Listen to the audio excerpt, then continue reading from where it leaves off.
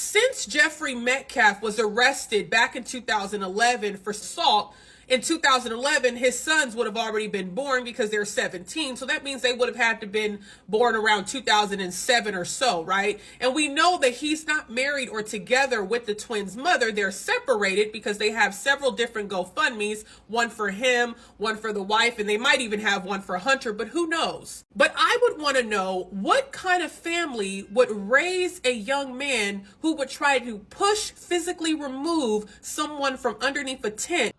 Well, in case you've been hiding under a rock, the country is in a full divide where you have 17-year-old Austin Metcalf from Frisco Memorial High School. 17-year-old was unalived by an African-American student from rival Centennial High, 17 years old.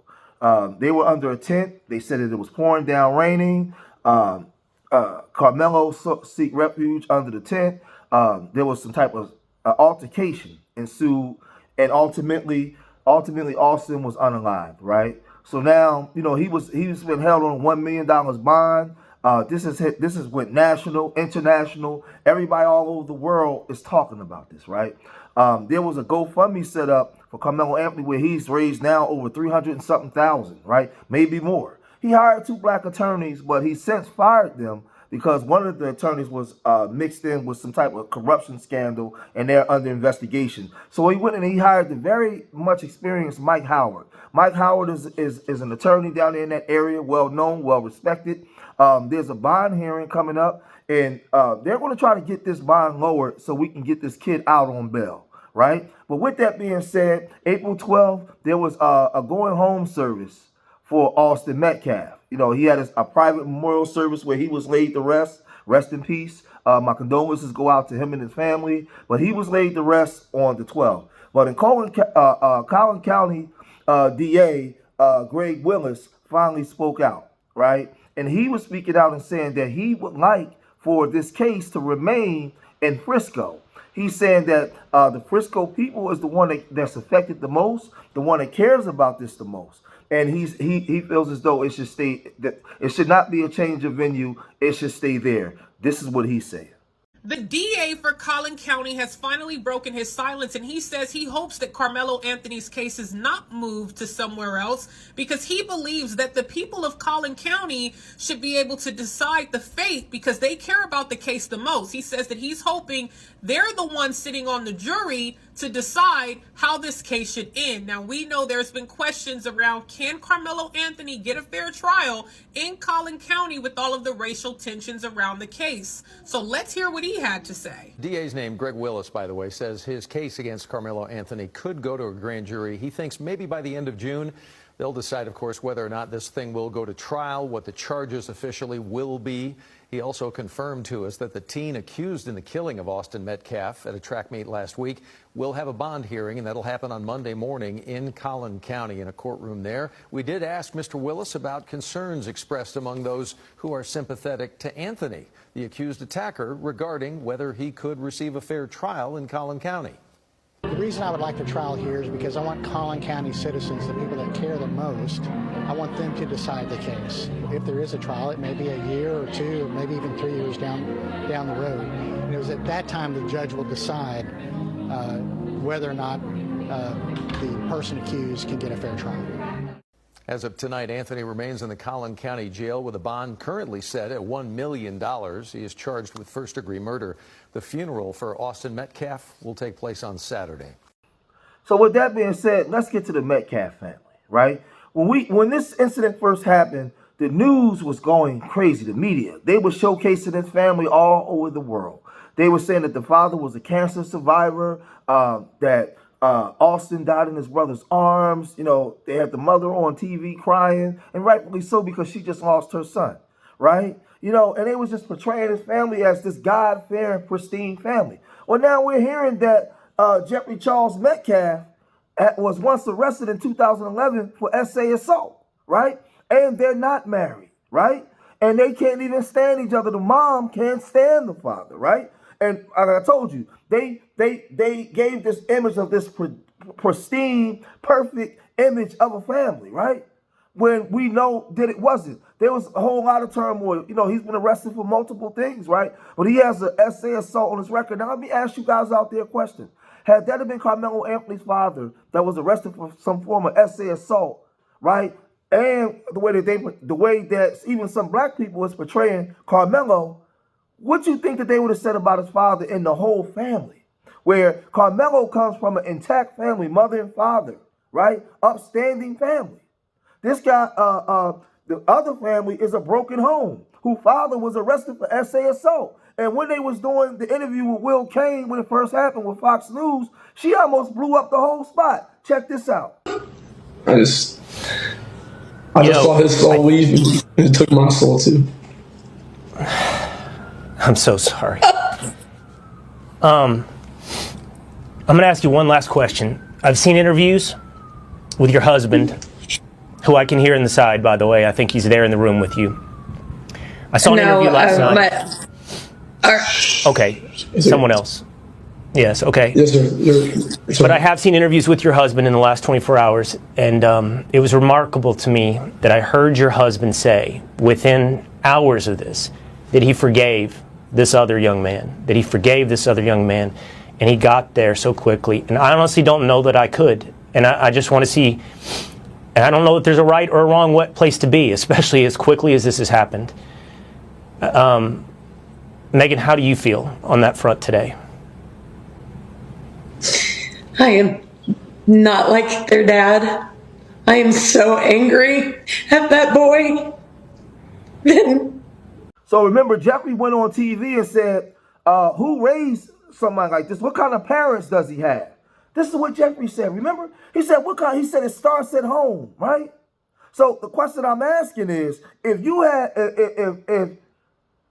a father who's arrested for essay assault, him and the mother don't get along, they're not together, well, what type of mindset were these children in? Were these children bullies? You know, because when there's a black kid that comes from a broken home who maybe have a father with a checkered past, the son is judged, right? The son is judged based off his deeds. So the same wouldn't apply to this family because they're to these W folks, right? But there's people that's reporting this, and they're showing the arrest records, the police records, his mugshot, everything. This is what they're doing. So Jeffrey Metcalf, the father of the twins, Austin and Hunter Metcalf, Austin, of course, being the victim who unfortunately lost his life at the Frisco track meet at the hands of Carmelo Anthony. We know this. He asked a very powerful question, and that powerful question that he asked was, what kind of family did Carmelo come from? And what kind of family would raise a young man like Carmelo Anthony? And why is the question about the parents so important, right? Because we know that the parents are the ones who are raising the children, and the parents' character, their morals, and their value system, it's important to know what it is, because then we probably could understand more why the child reacts and does the things that they do. I'm not trying to judge, but what kind of parents did this child have? What was he taught? He brought a knife to a track meet, and he murdered my son by stabbing him in the heart. The guy was in the wrong place, and they asked him to move, and he bowed up. This is murder. So I don't think it was wrong that he asked that question, but my question would be, since Jeffrey Metcalf was arrested back in 2011 for assault, in 2011, his sons would have already been born because they're 17. So that means they would have had to been born around 2007 or so, right? And we know that he's not married or together with the twins' mother. They're separated because they have several different GoFundMes, one for him, one for the wife, and they might even have one for Hunter, but who knows? But I would want to know, what kind of family would raise a young man who would try to push, physically remove someone from underneath a tent who just wants to stay dry because it's raining cats and dogs? Because I think anybody who is a devout, born-again Christian, their morals and their value systems would say, hey, get up under this tent and stay dry. So just as important as it is for Jeffrey Metcalf to ask who raised Carmelo Anthony, I would want to know who raised Austin Metcalf to be the bully young man that he was on that fateful day down in Frisco, Texas. So, and a lot of you black folks like to use this term now, saying what we do in our communities, that we have a problem with conflict resolution. We got hate in our heart. We're angry, and you're insinuating that Carmelo took that same mentality that we have amongst ourselves over there to those good W folks, and he acted out on him, on Austin, and that's why Austin was unalived. Well, I think that is very unfair, because Austin is not even Carmelo is not even from the hood. He's from a very well-to-do family in an upscale community. He comes from a family with both parents in the house. He's never been in trouble with the law, right? There's no bad things being shown about the parents, right? But on the flip side, the father is accused of SA assault.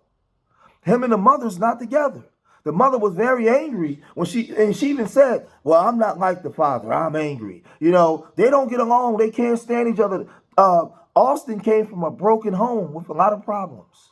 So who's to say that Austin had a problem with dealing with conflict resolution, and maybe walked over and was a very angry kid and walked over and grabbed Carmelo? Now, this is all alleged.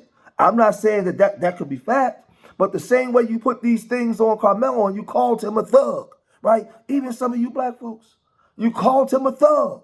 You called him all these kind of different things. But it's funny how the W boy comes from the background with all the issues, all the problems. And then, so now when this stuff gets put out there, right, you hear crickets. Now nobody's saying anything, right? Or you find all kinds of ways to make excuses. You start pushing the goalposts back. Well, that doesn't matter. Why are you talking about his father? Why are you talking about his father? We're talking about the incident. See, when it applies to them, now we just want to talk about the incident, right? But this is what you guys do. You guys were the same ones, you guys were the same ones when it came to Zimmerman, right? When Zimmerman was told by the police, right? We heard the audio. Leave it alone. Let him go. Leave it alone. He said no. We knew that Trayvon didn't have a firearm, but Zimmerman did. So when he approached him and a scuffle ensued, why you just didn't use your hands? And maybe if you did pull out to make him back up and then retreat. Why did you use deadly force when you was told to back up? You was told to walk away. And all you people out there, all of y'all supported Zimmerman.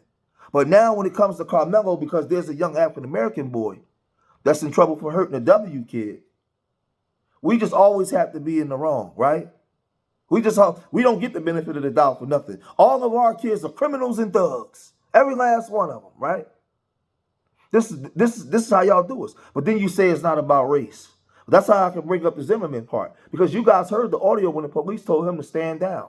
He knew that Trayvon didn't have a gun. He still used deadly force. Guess what the jury and the courts did? Found him not guilty. Found him not guilty. Acquitted him. So instead of you guys waiting for all the facts to come out over here, you just called him a thug. Said that he was raised by wolves and all kinds of stuff. But to the contrary, when you look on the other side, look at his father. So he was raised by this man. Well, this right here could be why maybe he had a personality or maybe been a bully. It's all alleged. We don't know. But we just don't know. But now as the investigations come out, everybody's doing the investigation to find out what's what. But I'm going to cut this video short here. If you made it this far in the video, hit that like button. Subscribe to Street Media TV. Leave your comments in the comment section. Let me know what you guys think. And remember, I love y'all. Till the next time. Peace.